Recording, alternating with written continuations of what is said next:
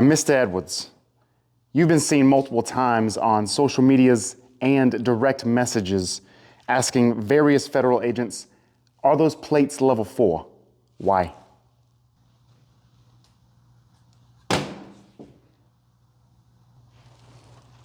Is that supposed to impress me? You think because you got some A1 that you're hot stuff? Well, are they? Are they what? Are they level 4? Yeah, the level 4. Ever since you jokers started posting those memes online, we had to change our plates. So what? Do you mind if I check? Run.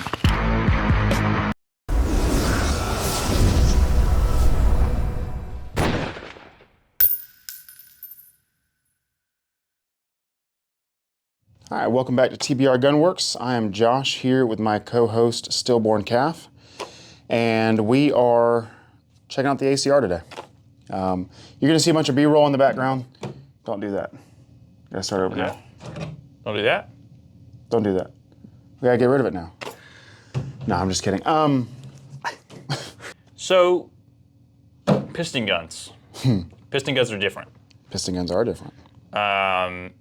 I'm used to shooting DI stuff, and you're used to shooting DI stuff. Almost, not exclusively, but I've taken this rifle to a couple classes, and it's done well. It's performed perfectly acceptable at these classes. I've never had a malfunction with it of any sort. I've only ever really shot out to 250 yards with it, and it's a 1 in 9 barrel twist, so like, I'm not taking it to a DMR match, but I mean, it might be fun for a 2-gun match if you're not looking to get first place. Well, no, I mean, you also get those Modern Warfare 2 vibes. That's the thing, man. This is a purely nostalgic gun to pick up, and I picked it up because it was on not a deal. I mean, it was a deal. It was a private sale, and this thing was so affordable I couldn't say no. Well, and look at it. And look at it. Just look at it. It's beautiful. Absolutely beautiful. I think this gun is one of those things where it tickles a fancy, it scratches an itch, and that's about it. I would not say this is a duty rifle because there's no part support. There's no part support. I mean, we've been waiting forever for Franklin Armory, who purchased Bushmaster, to actually do something with it.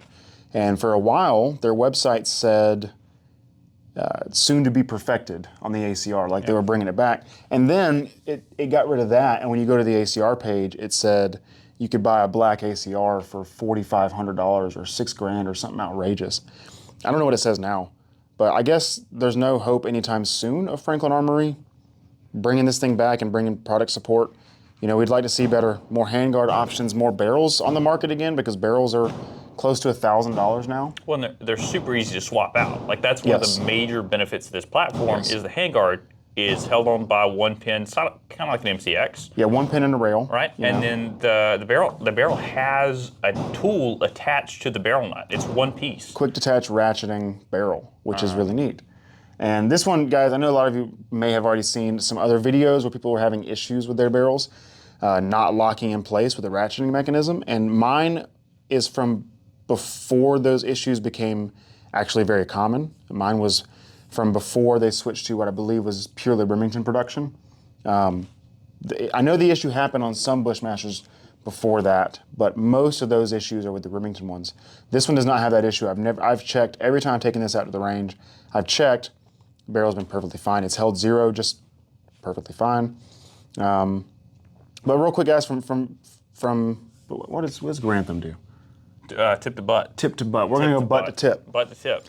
We are the best stock on the market, hands down. The best thing about the ACR is the stock. Can confirm. There's no better stock on the market. The SCAR stock sucks compared to this thing. It's phenomenal, and I wish that this became the standard for all rifles coming out that did not need a buffer tube. Well, basically it is, right? If you look on Reddit, there's tons of dudes running the ACR stock. Everyone wants them, everyone buys them, but they don't come on the rifles. No. And they should. I mean, I don't care if you have to buy licensing or whatever you have to do. This is the best stock on the market. So there are a couple companies making knockoffs. Yes. So if you don't want to pay at like $1,000 for the stock on Gunbroker, because they can't be going for that much. Dude, I saw one with the folding adapter for a SCAR for $1,100. It's stock. Yeah. It should be like at most a $200 stock, and even then that's too much for what it is. Well, knew they were $200. Exactly. Yeah. And then as you go forward, you got 2 pins. That is how you take the. Ooh, I don't want to make this thing fall over. That's how you take the gun apart. There's a pin in the front, just like an AR-15, a pin in the rear, and then an additional pin up top. Okay, this thing comes apart. Mil-spec trigger, guys. This thing takes AR-15 triggers with one exception, or with one rule. You have to have a special hammer spring. It's got a little bit of a dog leg angle on one leg of the hammer spring that interfaces with the safety mechanism. Yeah. You can actually make that yourself. So if you have a hammer spring that has the 2 legs a little longer than average, you can bend one of them into the dog leg and make that work. So technically, I could gut your Geisley trigger, put it in this as long as I use this hammer spring, and it would work. Cool. So now, I mean, it is a nice mil-spec trigger. It's all right. You know, is that the one that came in it? Yeah. Okay, so, well, I mean, you bought this, you know, not new, so it could have been a different one. It's probably, yeah, it could be. Yeah. But it's been, this thing's been used. Yeah, I mean, but it's a good mil-spec trigger. Yes. We've got ambidextrous bolt release, bolt lock, and mag release. So it's not as good as the Radian ADAC lowers. No, I mean, I don't even think, I mean, like, having used like an ADM now, having used an MCX Spear LT,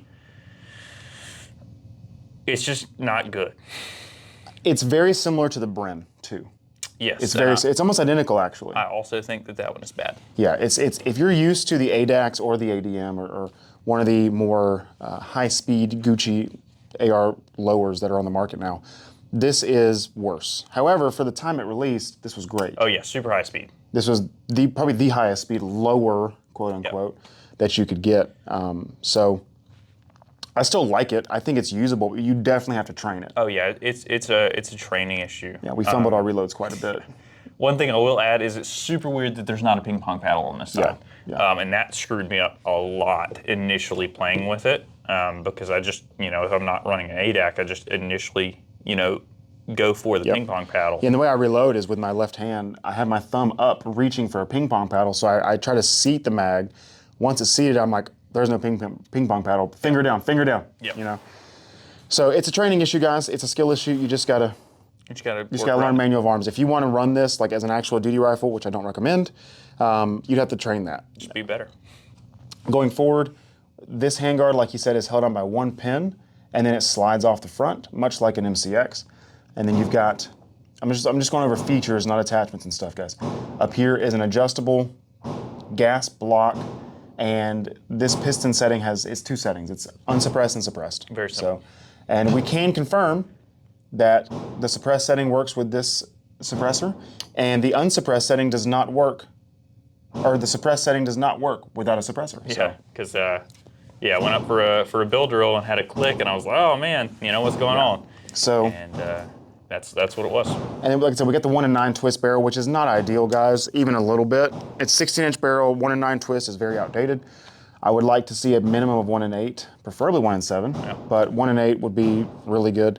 I'm actually going to have this sent off, and I'm going to have someone cut it at 13.7 because I cannot cut that short of barrels in my lathe. So I will be probably sending it to, well, somebody for a 13.7. I think it'd be a lot cooler with a 13.7. And there are aftermarket handguards for this that are M-LOK. There's only a couple companies making them, but they look really, really good. They're a lot slimmer. They're a lot cleaner. I'm not a huge fan of the quad rail. I know you like quad rails. I do like the quad rail. Yep. It's going to break my heart when you take that off. It's going to look so good, though. It's going to look so good. And then we did shoot this with the Romeo 8T today. Previously, I had an LCO on the ACR, but I sold the LCO, which was a good decision. Yes, the LCO is outdated and overpriced, interesting, and has the worst glare I've ever seen on an emitter. So it's one of the things that I'm glad Leupold actually discontinued. I just wish they came out with the Mark II. You know, and Yeah. I'm sure they will. Just like they're supposedly coming out with a Mark II version of the Evo and the. I mean, I'd buy one. Yeah, the Devo. The Evo. The D-Evo, I'd buy one if it actually has, you know, decent eye relief. Yeah, I'd put it behind this. I mean, yeah, it wouldn't get in the way of anything. I mean, it'd still be $1,300. Yeah, but guys, it's reliable. It's actually very smooth to shoot too. One thing I noticed was between the different ammo we shot, even the hottest stuff that we shot today, which wasn't super hot, but it was the hottest we had. Yeah, PMCX tag, Yeah. which is right there in the middle. Yeah. The gun doesn't really move, man. I mean, you might have a little bump, and that's it. You can run this thing quick and keep it really flat, especially with a suppressor on there. Oh, yeah. So when you're talking about smooth shooting guns, this thing's up there. It's very smooth. It is a little overgassed, but it surprised me how well it shot for being as overgassed. this thing's slinging brass. It was throwing it. Slinging some brass. Yep. Like 130 ejection pattern. Oh, yeah. 130 or 1 o'clock. And far. Oh, yeah. Yeah. Across the room. Yeah. I mean, across Like the hitting the far range. wall. Yeah. So I like it a lot. I have no intentions of currently selling this rifle.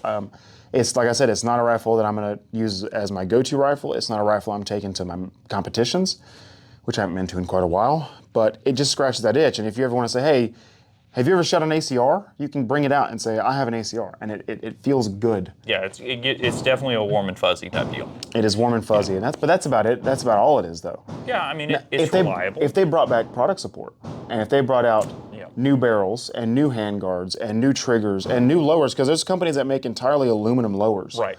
which Very is pretty expensive, neat. like $700. Yeah, they're not. I think there's. You might be right, but that's a lot of money to pour into a gun that you.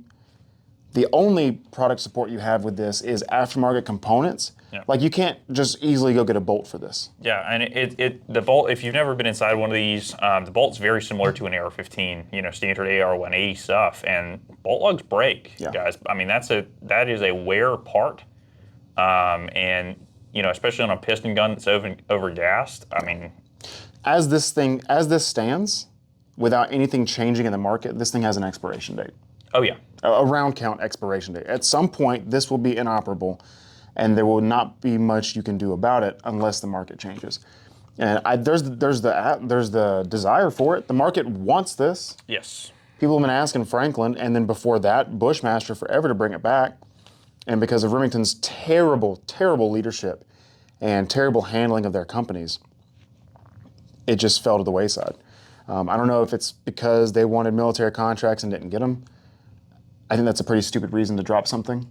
yeah. I mean, especially like once video games and movies and media in general picked up this gun, and just ran it. Modern Warfare 2 specifically. That's such a big thing, dude. Is the Modern Warfare 2? Modern Warfare 2 was one of the biggest video games of its time, and it lasted for years. Like the popularity lasted. Well, the servers are still good. Yeah. Is it really? Yeah, they're still playing it. Dang, dude. So you've got people who grew up playing these games, and this was the iconic Modern Warfare 2 gun. Media influences gun culture Yes, that's true. very much. Yeah. So like, there are, I would say, millions of people in America, at least. Well, it can't be more than millions, because then that'd be billions. Well, tens of millions. There are millions of people in America who love the ACR purely because of either TV shows or video games. Because if you remember, was it Future Weapons that did an episode on this Yes. back when it was the Masada? Yep. That also influenced a bunch of people. Same thing with the Shy-Tech Intervention. Yep. Also a Modern Warfare 2 gun. Yep. Yep. And I mean, you can get those. Oh yeah, they're You available just gotta want them. if you have $14,000 to just, and then about $5 a bullet. So Yeah. Only.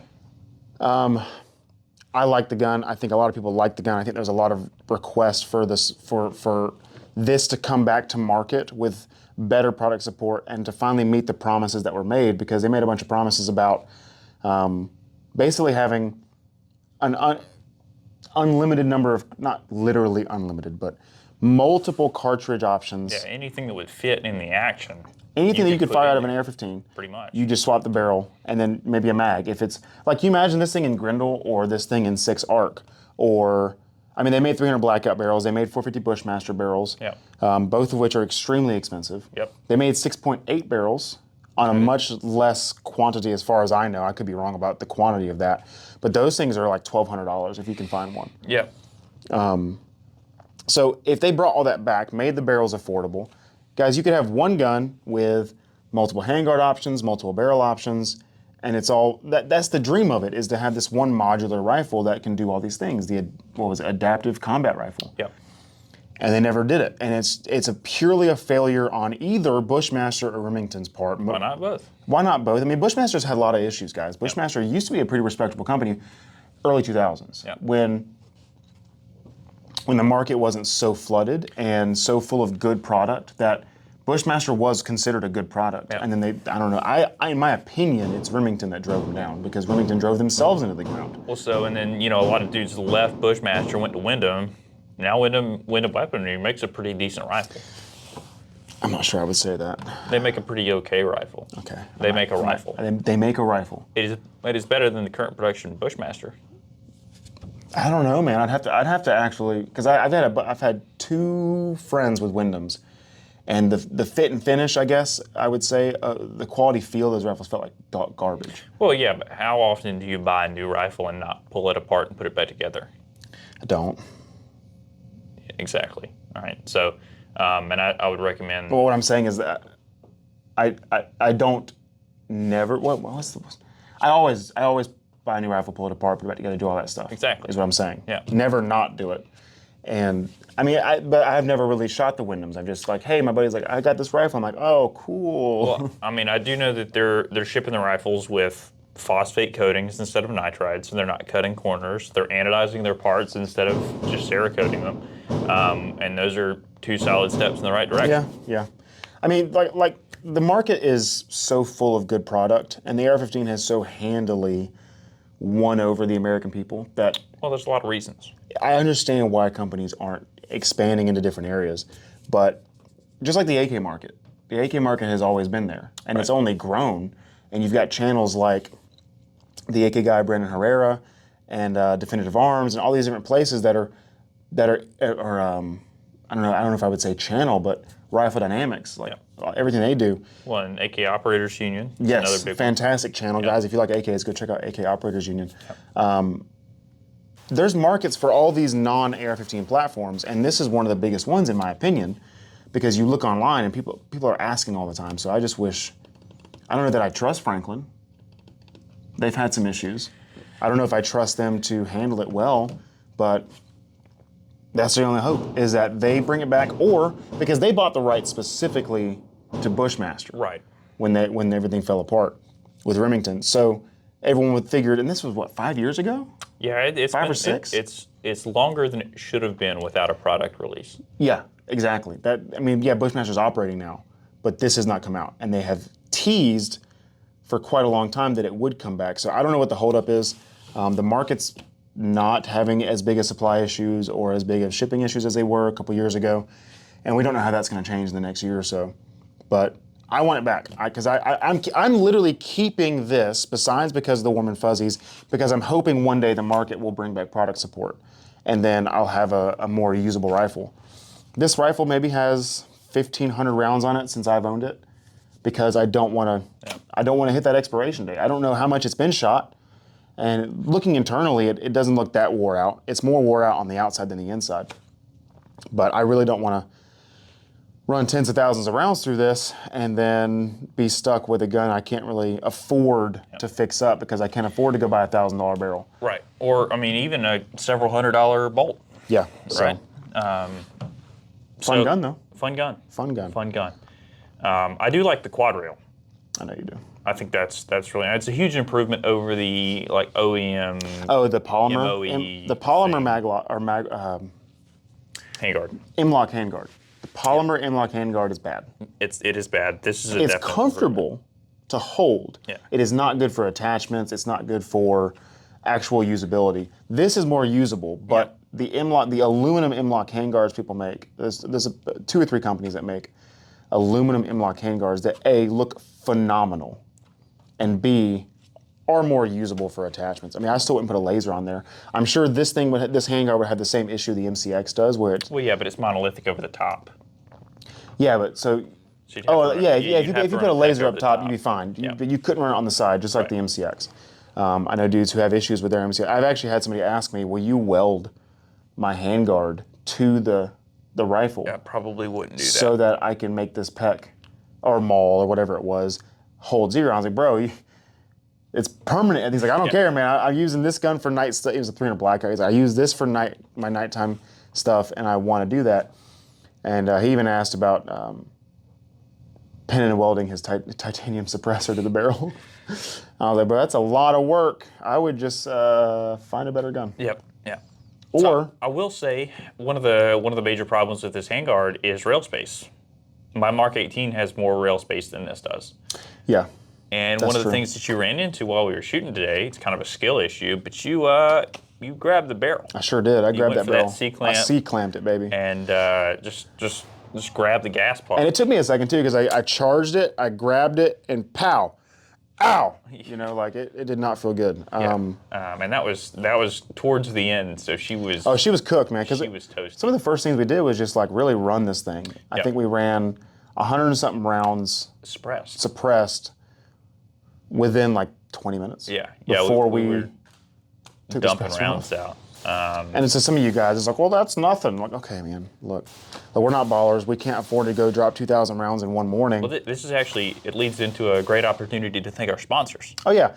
We would like to thank our sponsors, who mean everything to us. Yep. You're looking at them. It's us. It's us. It's us. It's us.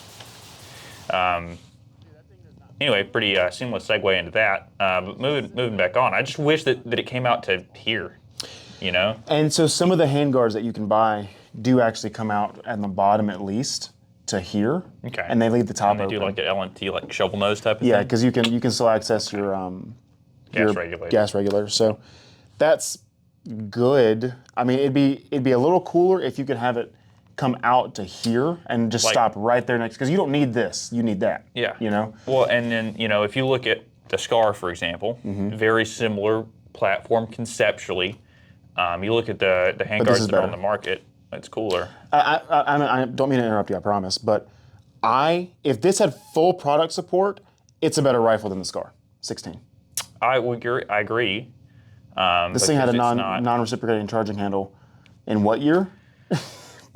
Like 2009 versus the Scars 2022. Yeah, well, you know, 2021. I don't know. Apparently, they had reasons for that. Yeah, but for the military, we're the civilian market, and they just don't like. I mean, because it's such an easy fix. Well, and I don't know. I have a lot of problems with FN. I do too. I have a lot of problems with the Scar in general, and especially the price. The biggest thing is price, guys. Like back when this came out, what, $2,000, 21? Yeah, you were looking at right at $2,000. And the Scar has only gone up since then. But even when the Scar came out, it was more expensive, significantly, and now it's like $3,800 for a Scar L. Awful. So I think this is a more usable rifle than the Scar 16 if it had full product support and it had warranty. Well, screw the warranty. Yeah. If this was a Scar, we just voided the warranty. Yeah.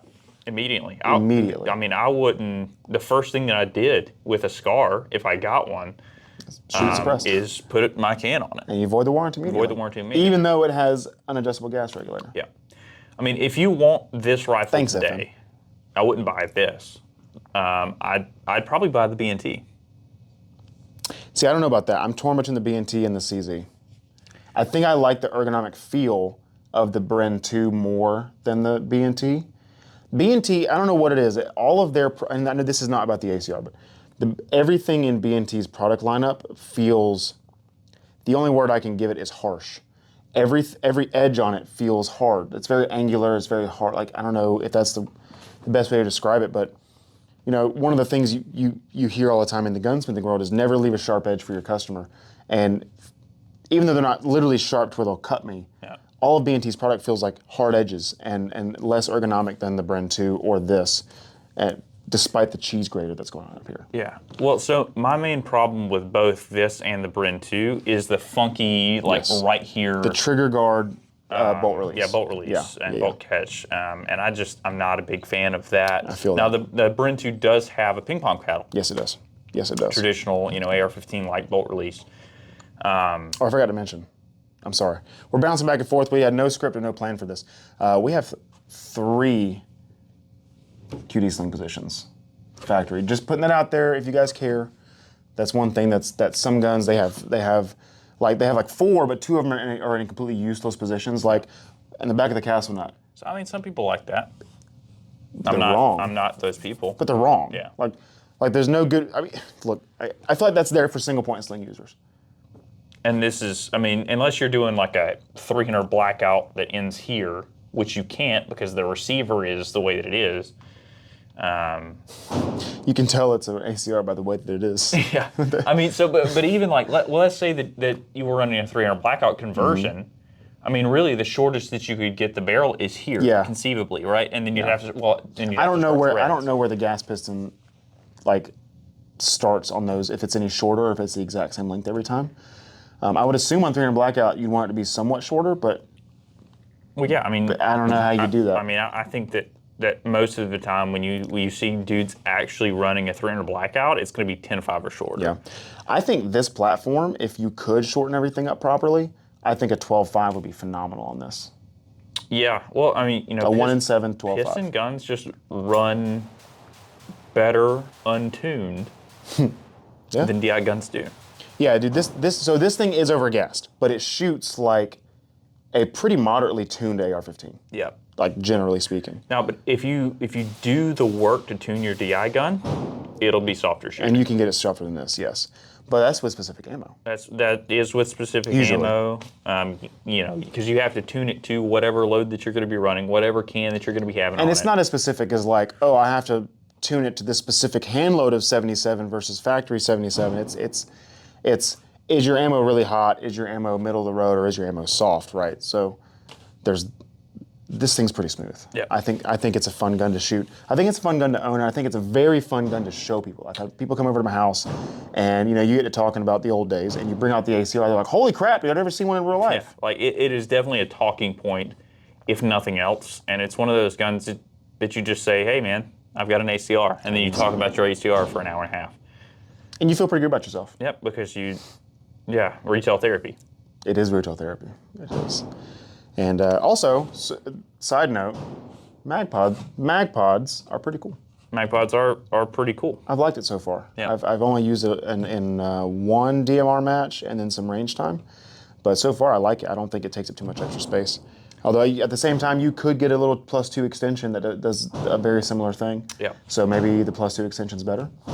Well, then you wouldn't be able to have your aim point tool on the back of there. For my aim point that I have. Yeah. I definitely have one of those aim points. It's at home.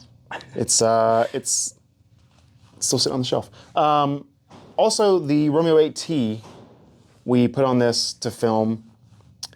You came into this pretty negative. I'm pretty negative on SIG optics in general, but we're definitely gonna have to do a review on this. Yeah. I like the Romeo 8T. It's one of the ones that everything that can be made in the U.S. is actually made in the U.S. Save it for the review, though. Coming soon, TM. I think that your opinion of the Romeo 8T has changed significantly now that you have used it. It may have changed. It may not be positive, but it may have changed. We'll do that video soon, TM. We keep saying we're going to do a different video. Yeah, and then we just don't. We just keep doing rifle videos. Yeah. But to be fair, I polled the YouTube channel, and they said more rifle videos. More rifle videos. Well, this is a rifle. It is a rifle, and it's a rifle that I wish. Like, I don't know how to say this properly. I very much wish this had product support, because I would very much like to run this on a regular basis. Well, you would also be that dude that runs an ACR all the time. And that's fine. You know, it's not like I'm running a Comstock AK at a competition.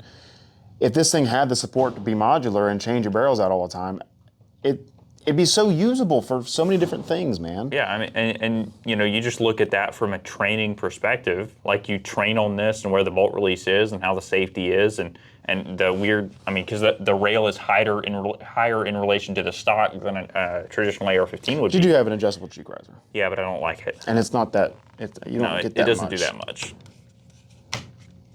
No, it's adjustable. Boom. That's all you got. But, you know, especially if you're running like a 6-arc, you want to go shoot a DMR competition, and then you do. That's the thing. Is like, if you could imagine if you could change that to a lightweight setup where you do a skinnier profile barrel, but maybe it's long, and then you've got a lighter weight handguard and a lighter weight. I don't know. I kind of like that. I like the stock too much to want to switch it out. But you go shoot a DMR match, then you run a short SBR setup to do a 2-gun match, and then you've got it set up in a 13.7 for your duty rifle. Like, I don't know, man. You can hunt with it. Yeah. 6.5 Grendel or 6.8, you can hunt with that. They make precision stocks. Yes, they do. For the ACR, and they look pretty. And cool they came on them. Yes. In some of the bundles you did precision stock on it. It was not as good as this stock, but it was better suited for precision shooting than this was. Mm-hmm. So. Does the barrel, if you pull the barrel and put it back on, does it retain 0? From what I've only done that with the LCO, and yes, the answer was yes. Well, so in that case, you could just throw a magnified optic on a QD mount, have that zeroed to your 6 arc, have the a red dot zeroed for your 300 blackout. Yeah, because if you had good red dots with good mounts that would retain 0 when you put them back in the same spot. Ideally, yeah, you could just have an optic dedicated to certain barrels. Now you're going to have some tolerances there. Like eventually, they're not going to be exact. Oh yeah, but if they're close for a 2-gun competition. Oh yeah.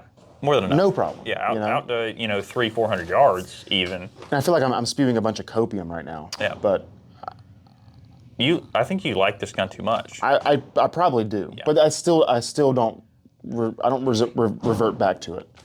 Like I want to like it as much as I do, but I don't want to use it unless I have that ability to make it modular. One thing that I will say is a lot of dudes, they want to run the super skinny handguards, and this just cannot get super skinny. Because it can't. Just from the way it's just tall. It just has to be tall. Now, I think we disagree on this point I'm about to say, but I don't know if it could be copium, but I don't think it is. When we run either one of our guns suppressed aggressively, right? Your Picatinny handguard or my skinny M-Lock handguard, they both get pretty hot after, let's just say, 100 rounds of rapid fire. Yep. They're getting pretty warm.